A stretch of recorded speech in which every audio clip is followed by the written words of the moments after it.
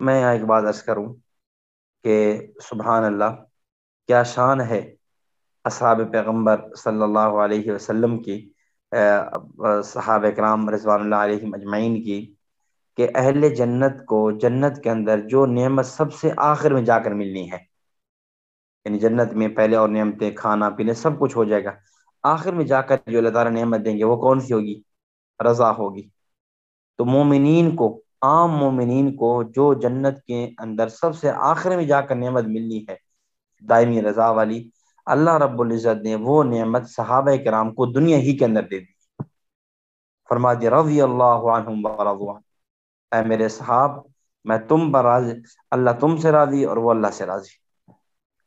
پھر اتنی بڑی صحابہ کرام رضوان اللہ علیہم اجمعین کی فضیلت ہے کہ اللہ رب العزت نے دنیا ہی کے اندر رضا کا اعلان کر دیا ہے۔ اس سے صحابہ کرام رضوان اللہ علیہم اجمعین کا مقام سمجھ آتا ہے اور ان کی عظمت سمجھ آتی ہے کہ صحابہ کرام رضوان اللہ علیہم اجمعین کتنی مقدس شخصیات، مقدس ہستیاں تھیں۔